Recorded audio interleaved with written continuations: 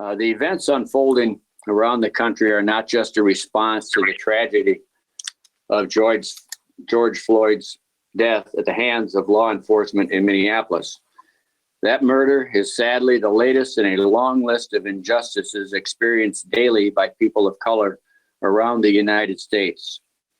We in Dubuque, like so many others around the country, are struggling with emotions and trying to determine the way forward to best advance racial equity and reduce racial disparities here and around our nation. First, we acknowledge that incidents of police brutality and other acts of oppression and harm that occur hundreds or even thousands of miles away have local impacts. Those incidents, while not representative of the majority of individual law enforcement officers, do create mistrust, fear, and anger among our local community. We also know that we are not perfect. We want to remind our residents that the city of Dubuque takes police misconduct seriously and that we have a forum for complaints against the Dubuque Police Department. This forum, facilitated by the Community Police Relations Committee, exists through a memorandum of understanding between the city of Dubuque and the Dubuque branch of the NAACP, and includes community members of diverse backgrounds, as well as representatives of the city's Human Rights Commission, Police Department, and Dubuque Police Protective Association. Anyone with concerns can contact the Human Rights Department at 563-589-4190 for more information or for support in filing a complaint. As mayor, and on behalf of my city council colleagues, I want all Dubuque residents, most particularly our Black and Brown residents, to know that we hear you, we see you, and we care about each of you. We recognize that you face challenges on a daily basis in our community that most of us do not realize or even understand. But we must listen and seek to understand if we are to create an environment of mutual respect and trust. This is the crux of the Black Lives Matter movement. It is not that anyone denies that all lives matter. It is that for too long, Black lives have not experienced the same care for their lives that many of us take for granted every day. I also want to acknowledge the peaceful protests and rallies that have occurred in Dubuque in recent days. The conduct of those groups and involvement of local law enforcement has been exemplary and shows how engaged residents can come together both peacefully and powerfully in a time of extreme pain, crisis, and anger, and effectively make their voices heard. The Dubuque City Council made the conscious decision to include the word equity in the city's vision and mission statements, and we are committed to continued dialogue and action. We are committed to acknowledging, to listening, and responding to our community members' thoughts on what our community needs to heal, what it needs to meet the needs facing our families, and finally, to develop the best ways to work together to create the long-term actions that will benefit the Dubuque community. We also are committed to continuing the actions underway to disrupt racism and to promote equity and inclusion in our community. These include continued support of partnerships and initiatives like Inclusive Dubuque, the Dubuque Poverty Reduction Strategy, supporting the work of city departments to engage the community and create equity plans specific to the services each department offers, supporting the Chiefs Forum as a location where people can engage directly with the police chief, supporting the city clerk's efforts to broaden the accessibility of public meetings, and continuing the city's emphasis on intercultural competency training for all city employees, which has been in place for 10 years. The City Council also recognizes and invites the varying perspectives of the residents in order to make equitable and inclusive decisions. We encourage community members of color to reach out to us as council members. For people interested in a more direct role within government, please consider applying for the work with the City of Dubuque or to serve on a city board or commission or to run for elected office. The City of Dubuque will continue to pursue our vision to make Dubuque a sustainable and resilient city and an inclusive and equitable community. We will support the Dubuque Police Department's mission to enhance community livability by providing equitable community service and protection through integrity, compassion, and competence. The COVID-19 pandemic has brought additional focus to longstanding health-related and other disparities faced by minorities in cities across the nation. There remain widespread reports of higher rates of COVID-19 hospitalizations, deaths, and positive cases based on race and ethnicity. These disparities are highlighting longstanding social, economic, environmental, and other factors that are present in our community and most others. We must all commit ourselves to acknowledging and responding to the challenges facing our community, state, and nation. At this time, I want to share a message from our Dubuque Chief of Police, Mark Dalsing. Citizens may have read this message in the local newspaper or on social media. However, I believe it bears repeating. Quote, normally, when things happen at the national level, especially those involving police, I put on my analytical investigator's hat and say, let's wait until all the facts are in, or let's not jump to conclusions, knowing that there are many facets and nuances to investigations. A couple of days ago, I saw a video that shook me to the core and almost doesn't require any additional information. I don't need to know what other video is out there. I don't need to know what prompted the encounter. I don't need to know what happened in the moments before the video started. I don't need to know the personal history of anyone in the video. Everything I need to know is in the video. A man, George Floyd, was not treated like a human being and lost his life. Another man recklessly took that life with apparent indifference. The second man wore a uniform. I don't know how officers are trained in all parts of the country or what verbiage is in their oath of office, but 30 years experience tells me the second man disregarded his training and violated his oath of office. I don't need to know all the contributing details of that event in Minneapolis. All I need to hear is that members of my community are afraid. That my Black friends say, I'm afraid to let my children leave the house. That people in Dubuque fear the police.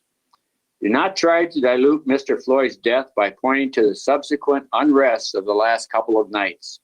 They are separate and distinct.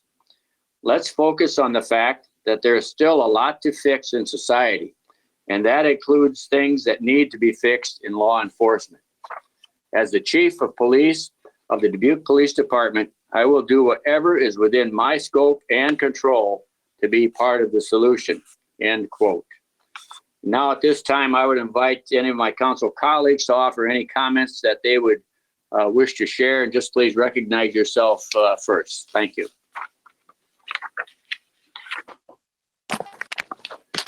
Mr. Mayor. Yes. Mr. Resnick? Thank you, Mr. Mayor. I feel that another gross injustice is perpetrated upon a Black man, this time in Minneapolis, causing his tragic death.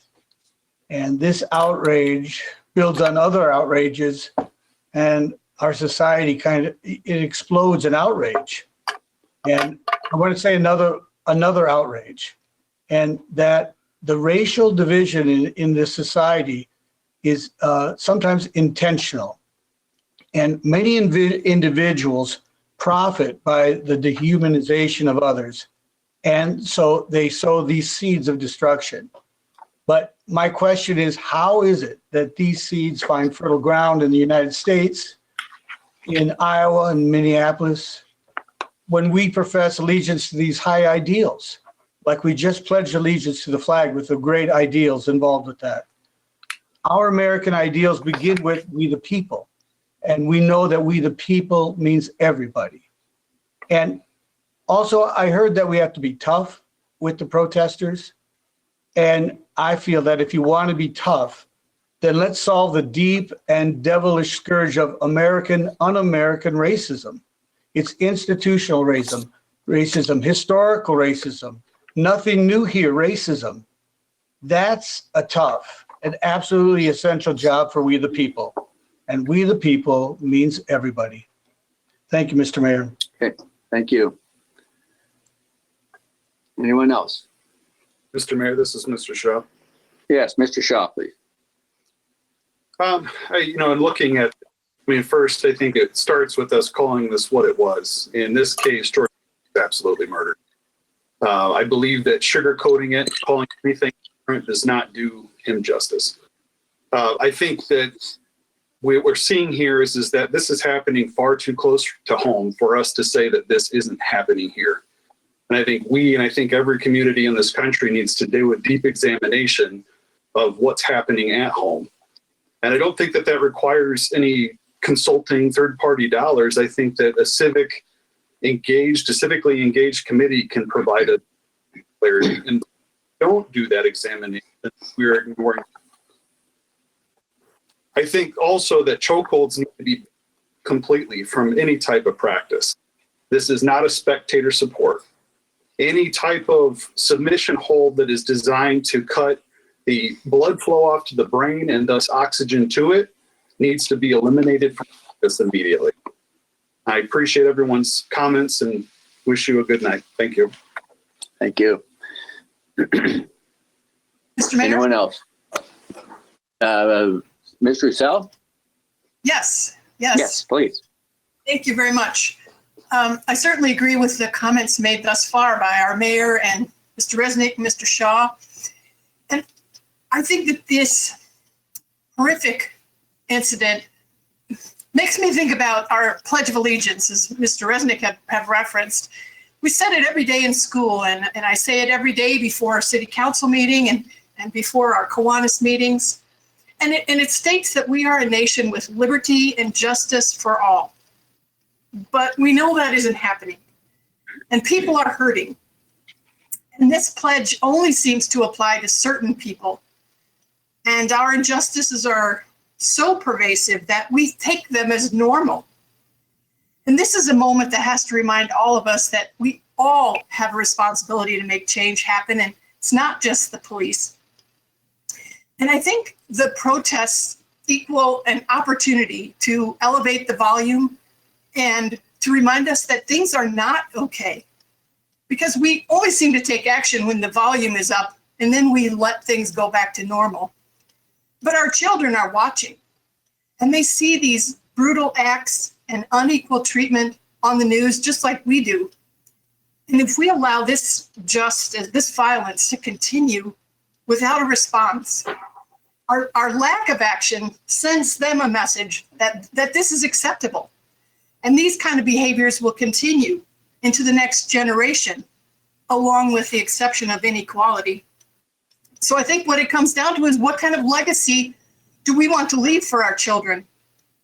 I want it to be one where we transition from people living in fear and pervasive injustice to living in a community where all people are treated with dignity and respect, and our entire community will be better for it. And I think the many actions that our city has taken over the years is certainly leading us down the right path, but our work is not ended. It has only just begun. And we just need to remember it's a legacy that we're leaving for those who come after us and for our friends and neighbors who live with us every day. Thank you. Okay, thank you. Mr. Mayor, it's Mr. Kavanaugh. Mr. Kavanaugh, please. Yeah, thank you very much. And thank you for your statement, and to my council colleagues who have spoken already, thank you. I truly feel we are speaking with one voice at this moment, and I think that is something that is going to be incredibly important as we move forward.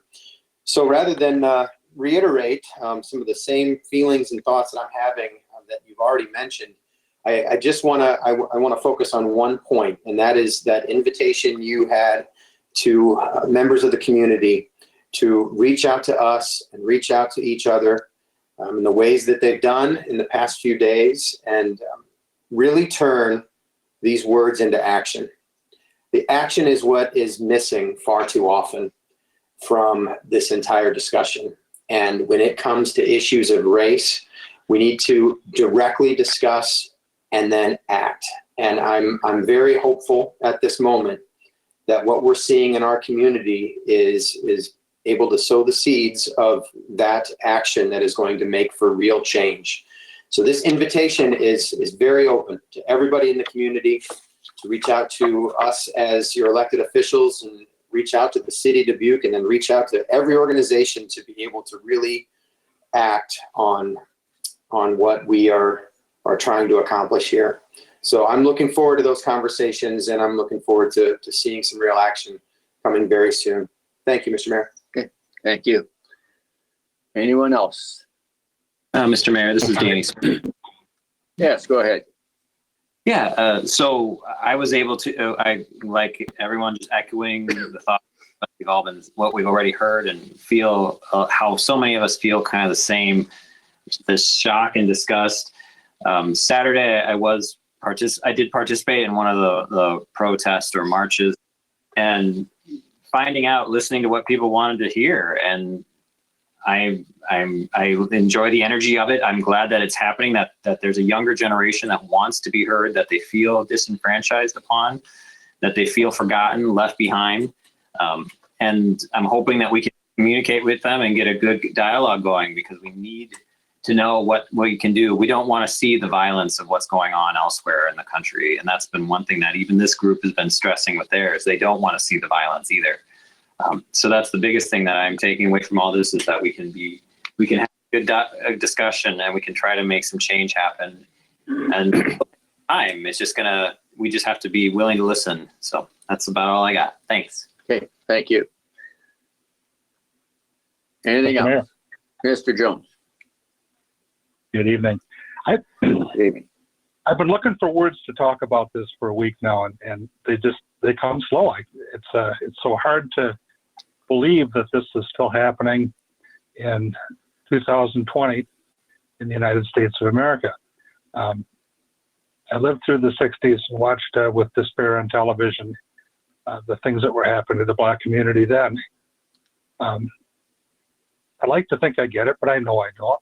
I'm surrounded by white privilege, as we all are. But at least I know that, and I'm trying to deal with that and cope with that. My sympathy goes out to the Black community. I can't believe the injustices that have been done to you over not just the decades, but the centuries by this nation, some of it by intentional government caveat and legislation. So we got to turn that around. We got to turn that around right now. And I sure get why you're mad and want to break things. I would be too. Thank you. Thank you.